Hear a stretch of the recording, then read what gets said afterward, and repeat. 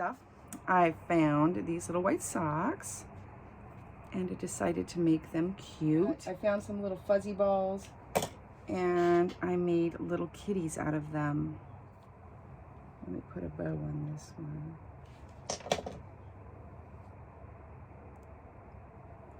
Just for fun. You can play with so many things. I mean, you're making a baby. It should always be super fun.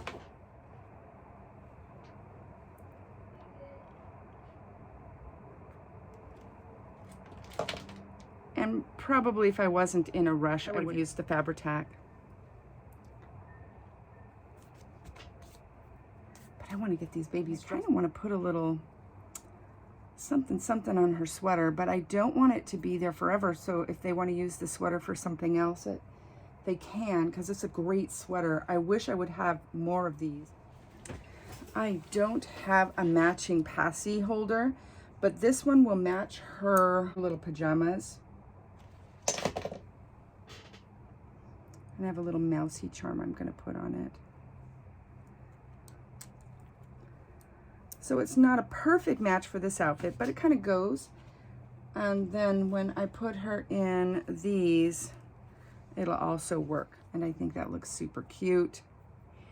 And they can also change out the passy if they don't like the little mousy, or maybe even pop it off, I'm not sure. I haven't tried to do that, but I think this is so cute. I don't know if you can see a close-up of her little face. I can't see the camera. I'm just making a guess. She has really beautiful, deep brown chocolatey eyes.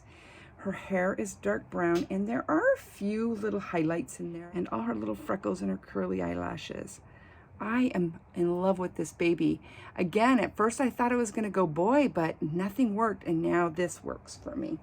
Let's get another baby. So this is Tessa. I am doing a little surgery on her. I put in her cable tie and snipped it off at the ends and realized it was a little too loose. She's a big chub. I love this baby. Bountiful baby, Reborn, Tessa. She's about 20 inches. And I rooted her hair with some strawberry blonde mohair that I had. I was just waiting for the perfect baby to use this. I had intended on doing light brown hair on this baby, and I did mapping underneath. So there is a little bit of painted hair underneath this baby. Not much, it's super, super sparse. It was just really for me to have some direction, but I like the way it looked, and I did seal it on. And I had intended on putting light brown baby hair on, and I opened up this package and I said, "Ooh, I've always wanted to use this mohair. I've never used it before. It's so pretty and it's so fine." I said, "You know what, I'm gonna do a couple hairs and see how it looks." And then I couldn't stop. This is one of those babies I practice my rooting skills on. When you buy a baby that is fully rooted, expect to pay more. That is a lot of time put in to getting every single one of those hairs on this head. In the future, as my skills improve, my rooted babies are going to go up in price, just fair warning. And this baby's going to be more expensive than a combi rooted baby that I've had online before. And it's just because, you know, this is my job and my time is valuable. And this took a lot more time to do than doing a combi rooted baby. I like to be fair. And I do keep my prices fair. I don't think I'm gouging anybody. I put a lot of thought into pricing babies. They've gone up a tiny bit as my skills improve, as I add new things, as I do different things, and some sculpts are more expensive or hard to find. When I first started reborning, I took a loss, a lot. And that was because I didn't have the skills, and I was being honest. You know, I put a lot of work into it, and I knew that I was going to have to take a loss. That's just the way it was in the beginning. I see a lot of new artists arriving, and they're pretty excited. There's a Lyle Lovett song I love called "That's Right, You're Not From Texas." I don't know if you've ever heard it, but it's about a guy talking to another guy who just got to Texas, and he's really excited. And he's just saying, you know, let me help you out here. I was once in the same boat. You know, you showing up with your cowboy hat and your boots, and you want to be a cowboy. And one of the lines is, even Moses got excited when he saw the promised land. And he's basically telling the guy just to go slow, don't get too excited. And giving him some hints on how to be a Texan. And then I guess at the end of the song, he says, and you know, someday you're going to look at somebody and you're going to say, oh, that's right, you're not from Texas. And you're going to offer the same advice. It's kind of what I feel every time I see a new artist. And it doesn't matter, you know, what their skill level is. Really, they just get super excited after they paint that first baby. And sure enough, you know, they want to make that money. And they think they've arrived. They think they're a cowboy. And I want to say, you're going to have to learn a lot of things. And it's fair. It's fair. And it's humbling, too, you know. In the beginning, I got even excited when I did some babies. I mean, I knew I had a long way to go, but there were points where I thought, I've nailed this, I've got this. And I look back and I think, oh no, I did not have that. Even now, I know I have such a long way to go. For pricing, I used to let somebody else do it because I have a hard time with the money part. First started making these babies, she did the research and she created a formula for pricing them. And we both were in agreement that until my skills were, you know, on par with people who were doing this for a long time and doing it well, that it would be fair to keep my prices kind of on the low end and take a loss for a little while and then slowly build my price as my skills improved, as I invested more time and money into this. She was doing the pricing of my babies for a long time, and then she kind of made a formula for me, and now I go by the formula. And for those of you who want to do this to create income, think long and hard about it. I'm not discouraging anybody. This is just my opinion. I am not the boss of these things. I don't run this show. I'm just doing it. And I know how I feel about what I'm doing, and I know how I feel about other people doing it. I know who I trust, I know who I like, I know who I respect, and I know why. And it might not be the same for you as it is for me. So this is just coming from me. I think that if you're going to get into this as a business, as a way to create income for yourself, I think first and foremost, you have to be passionate about it. You have to love it. It can't be a gimmick, and I want in on some of that money. You can't go into it like that. I guarantee you, you will fail. You might make some money for a few minutes, but there's not going to be any longevity in that. I think if you're passionate about this, it shows up in your artwork. That's how I feel about it. That doesn't mean that if you are not a natural born artist and a naturally super creative person, that you're out of the game. That just means you're going to have to work a little harder than those of us who have done art for a living, or who are super creative, or who have some natural gifts and talents in the art area, because we've already put in our time. And we do have some natural skills that, you know, you'll have to work at learning rather than them being instinctual. So the first thing is be passionate. Now for me, there's a mirepoix. And if you cook, you know what mirepoix is. It is carrots, onions, and celery, all chopped up. It's the magic base for a lot of yummy Creole dishes, a lot of stews, a lot of soups. And for me, being successful at this would have three components. One would be being able to do it, just being able to paint. Again, I will reiterate, you do not have to be a natural born artist. You need, though, is the drive, the desire, the passion to learn it and to do it, to develop your own style. If you go into it thinking that you're just going to work at copying somebody else, I'm thinking that's not genuine, and it will show up. I think people will say, wow, look, she paints like this person. Go into it being curious, wanting to play, wanting to have fun, and wanting to discover your place, your lane. Doesn't mean you have to stay in it, but you know what I'm saying. The second thing is having some sense of how business works. I've had a retail store, and you know, I have been a freelance artist for a really long time. I kind of have a feel for it. I'm not great at it. I'm not comfortable with it. It's my least favorite part. I do not like putting a price tag on anything. It makes me uncomfortable because by the time I'm done, I am so happy. I am so in love with what I did. If I didn't have to make money to keep doing this, I would make these babies and just hand them off to random people off. But this is an expensive hobby. It's an expensive investment if you're going to do it as a business. So I can't do that because the money I make, I use to keep making babies and to keep this ball rolling. But in order to make that happen, you're going to have to figure out how to market your business. You're going to have to figure out how to brand your business. You're going to have to figure out how to get a business license, how to get a resale license, if that's what you're going to do. Some people just keep it as a hobby, and that's okay too, and still run it as a business. That's absolutely legal. Just keep all your paperwork in case the IRS comes after you. You're going to have to learn how to do all that bookkeeping. Whether or not it's a hobby or a business, you are going to have to do bookkeeping, and if you like spreadsheets and stuff, more power to you. I hate that stuff. But you do need to know how to do it, or you're going to just fall into a big pit of debt, because it is addicting, buying baby clothes and diapers and paint and sculpts. Your heart gets in the way of your head, and your head has to rule the day, and it has to say, look, I know you love those 3 new sculpts that just came out, but you don't have an extra $300 in the budget right now. You need to paint those 30 sculpts you already have, and then you'll have the money to buy those. You have to make decisions like that. I mean, it's just the way it works, right? You're going to have to ramp up. You're going to have to understand that straight out of the gate, you're not going to be making the big money.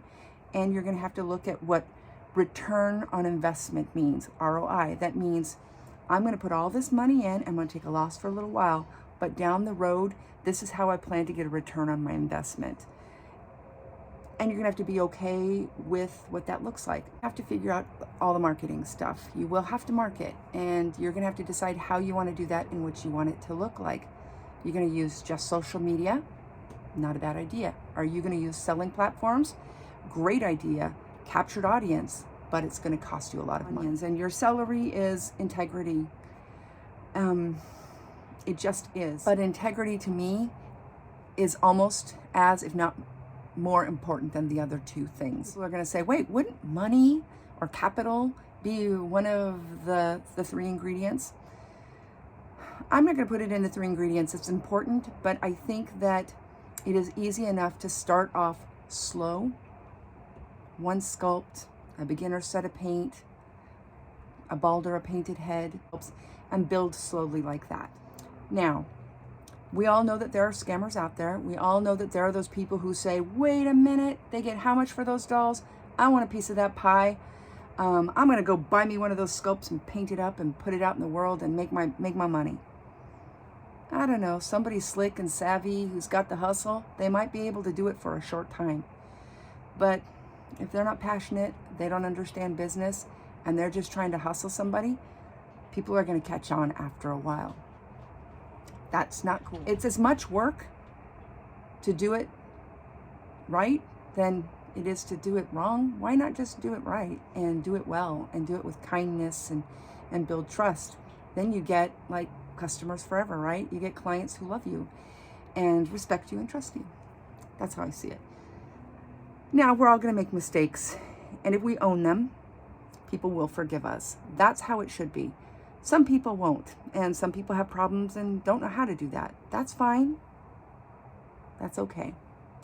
People who trust you in all the other areas because you've built that trust, they're going to forgive a mistake. You send a baby, the head rolls off.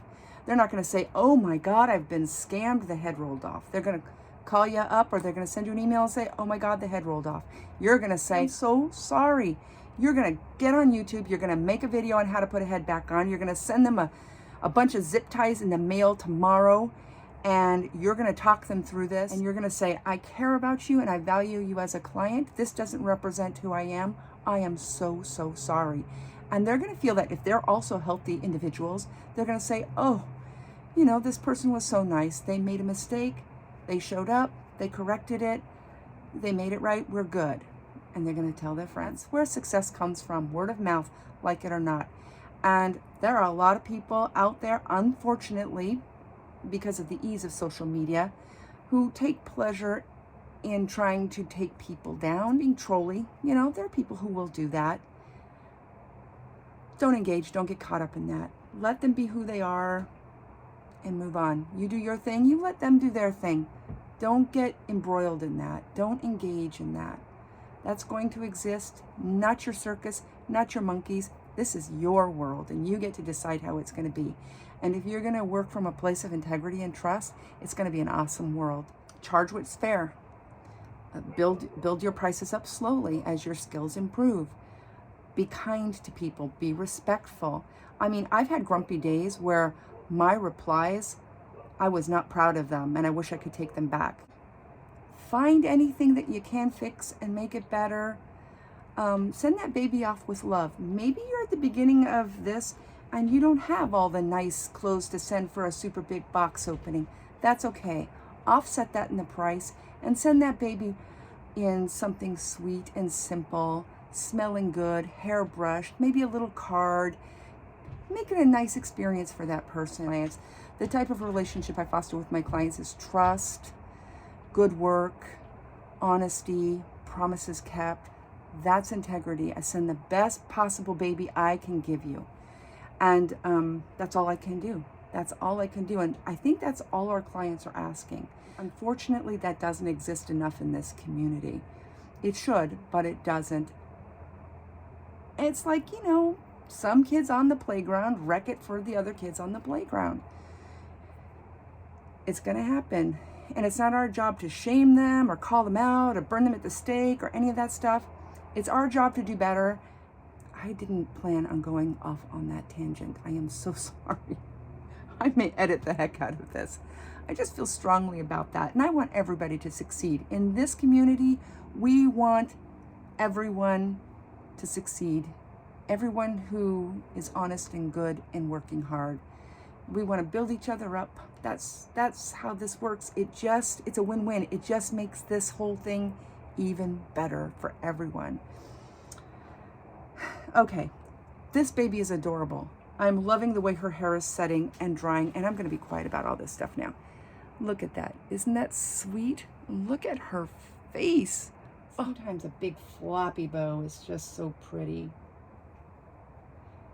It's kind of classic, little girl. I'll play with that ribbon in photography, but you kind of get the picture. I might even wet it and see if I can calm that fabric down just a tiny bit. Isn't she sweet? Oh my goodness, she's so cute. And thanks for indulging my rant there. All right, this is the baby I'm most excited about. This is the Nino sculpt by Chenza. I was not expecting this head to be so big. I knew that because this was a baby with achondroplasia, that it would have a larger head. That's just part of how that genetic recipe works, right? Shorter limbs, kind of larger head, an average head really, but because the limbs are shorter, it gives the illusion that the head is bigger. I love this artist. I think that she is an amazing sculptor. So I think this sculpt is absolutely beautiful. And I want to talk a little bit about how I feel about this. And I want to be respectful, and I don't want anybody to think that I'm coming down on anybody, because I'm not. In this community, we have different kinds of babies. We have premature babies, we have dolly babies, we have super realistic babies, we have fantasy babies that have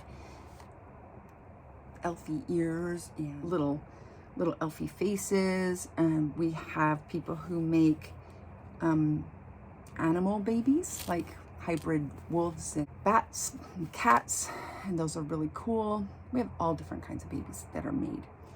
And we have some artists who like to make babies that don't look typical.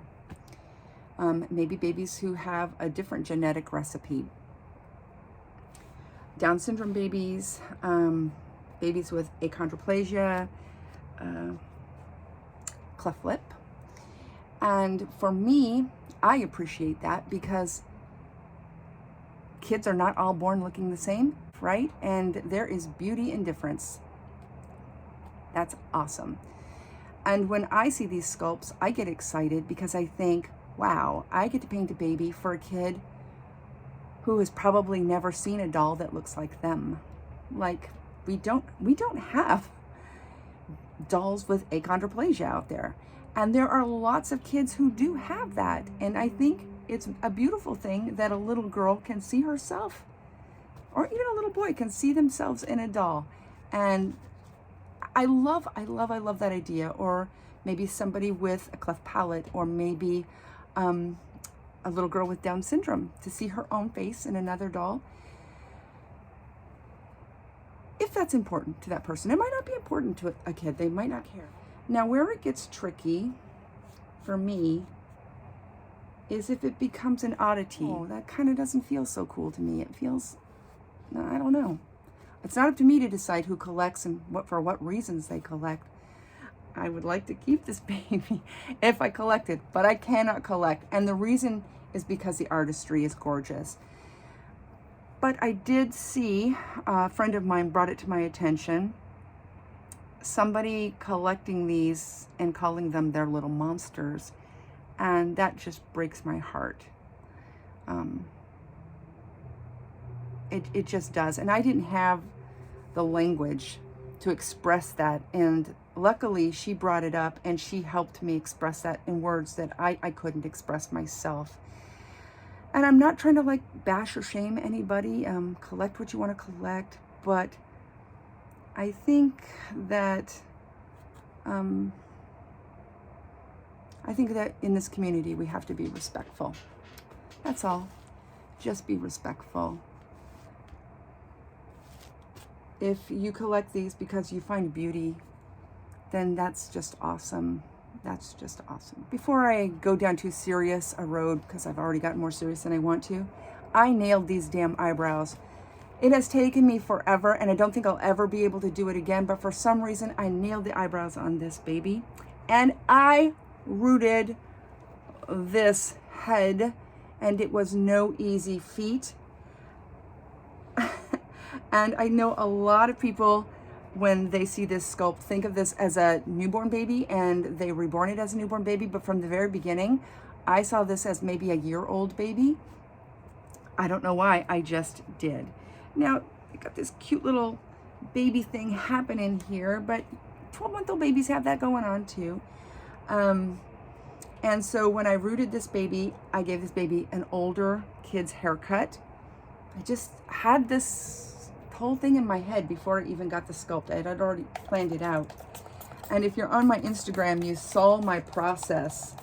Oh my goodness, I am not a seasoned rooter, so I just wasn't expecting to be rooting for so long. And this is not a mono-rooted baby. I don't have that level of skill or patience in me. And I think I would have probably triggered a gigantic migraine had I tried. But I did this beautiful Russian mohair in baby brown, and I rooted the whole head. And then what I didn't know was along the way, you should be detangling and isolating hair, making sure you don't get this great big mess. And I didn't. And so when I was done, I had this giant mass of crazy hair that was super tangled. I had to comb it out. I lost half my hair. I had to go back and reroot again. It was so crazy. And then I got it rooted again, thought I knew what I was doing. And I decided to give the baby a hair wash because it was still so tangly because of the hair. I did long hair. And so I didn't have the baby assembled. I just had the head. I'm going to scooch you over here, sweet pea. And so I actually went to the sink. I had sealed up the hair and it had dried. And I washed it and I conditioned it with, okay, you guys are going to think I'm weird. Or maybe not, I don't know. I'm going to take a little detour here.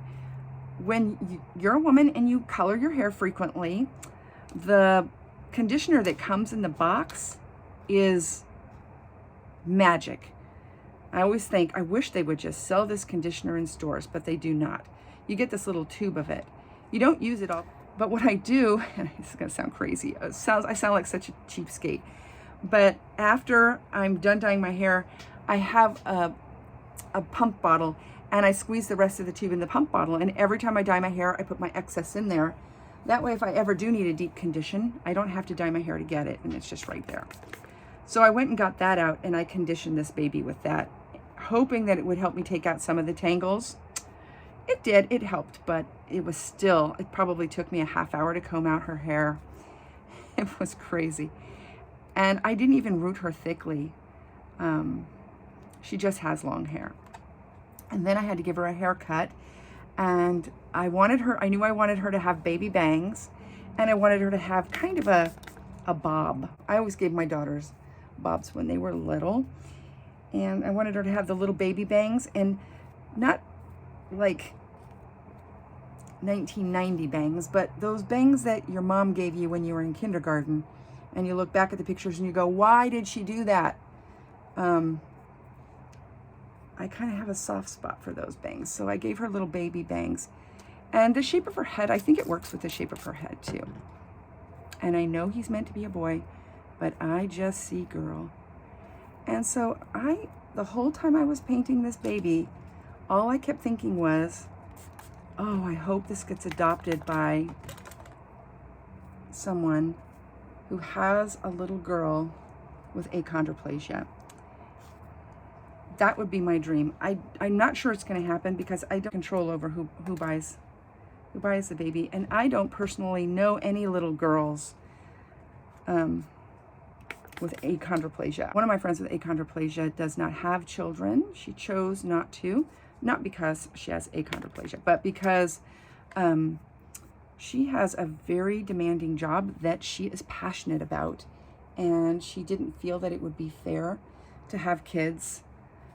She would probably have to make a choice, and her job is all about giving back. I just hope whoever gets this baby loves the artwork, and this isn't about, adding an oddity to your collection.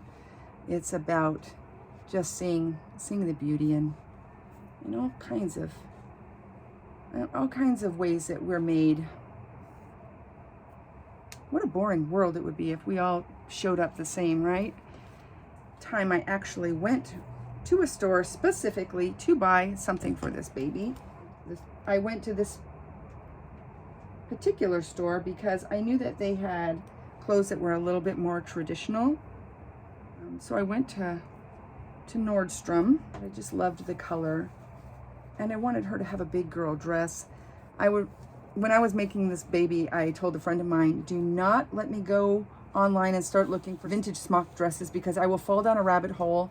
I will spend a ton of money that I should not be spending, and I won't be able to come up for air.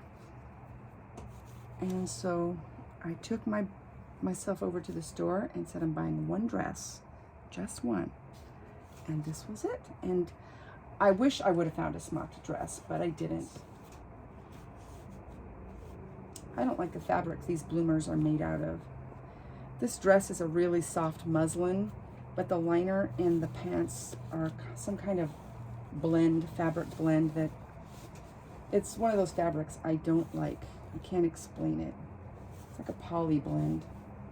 Ugh, I don't like it. I wish it didn't have it, but that's what it came with. So you can't really tell by looking at her here, but she has longer hair here. And in the back of her head, it is short and layered like a baby. And her feet are doggone adorable. She's a big baby, so I don't think she's getting all in the shot. I'm gonna put some soft socks on her to keep her feet warm. I did buy some little shoes for her, but her feet are so tiny and they're bent up, so the shoes don't fit really well. Actually going to give the dress a hem and make it a little bit more that length, but I'm not sure. I will do some photographs. If it looks a little bit too long and puffy, I don't want it to look puffy. It's looking a little puffier than a little more lacy and puffy than I'm comfortable with, but we'll see. She does have this pair of pajamas, and they look a little big, but her torso is long, so I think it will work. And these pants will be a little bit long, So I think what I might do is cut them and just turn them into like this pajama length. And then I bought her some fuzzy slippers. I found these at Target. Aren't they cute? So these will go on her feet pretty well just because they're super soft and squishy. I have this same pajamas in a size smaller, but the problem is I think because her torso is long, they're not going to fit. So I'll just play with that as we get closer to photography. I'm not too worried about it. If I have to go out and shop for some other pajamas, I will, but I tend to have a lot of pajamas here. But I just want something that will match these slippers because she has to go home with these. These were the socks. These were the socks I was looking for earlier. I am sorry, I have such a dry throat. You know what? These probably look better. I think I want to do these. What do you think? They have the eyelet just like this. Yeah, and they fit better. I think I'm going to go with those. And they're white. They just say baby, baby, and I don't want her to look like a newborn baby. Oh, she's adorable. So I'm going to give you another look. I think my red shading was a little bit much. It wasn't my intention for her to be shaded so red. But I don't know. It depends what light you're in. When I take her outside, she's perfect. Under hot light, she looks very pink. It just depends. And then with this kind of, you know, coral color, it kind of makes her look a little bit more pink. But there she is. I don't think I can get her all in one shot. You know, let's start from the bottom. And let's go to the top. I think she's cute, but she does need a headband, doesn't she? But I have been selling babies on Instagram. People who follow me, they will send me a PM and ask if they could buy the baby before it goes to Etsy. So I used to sell on Etsy and Reborns, but because Reborns only lets me post one baby every 24 hours, the babies would sell on Etsy before I ever got them to Reborns. So that's why I'm not selling very many babies on Reborns now. And then now people who follow me on Etsy are asking to buy them before they get to Etsy. So sometimes babies aren't making them over to Etsy. So if you're super interested and you're here on YouTube, go over to Instagram, follow me. Not because I need followers, I'm not there for that. But what'll happen is if you're following me, then when I post babies, it'll come up in your feed. Now, if you've got 1 million followers, it might get lost in there because I don't repost and repost and repost. I only post the baby once. Or just, you know, put a little reminder in your phone to check in every once in a while on Instagram if you don't want to do the follow thing.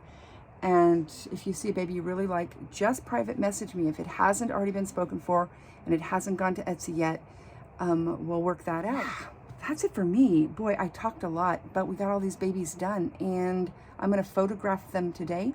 And if they make it to Etsy, then go over to Etsy. Stay safe, stay well, and we'll see you with the next batch of babies. Have a good day.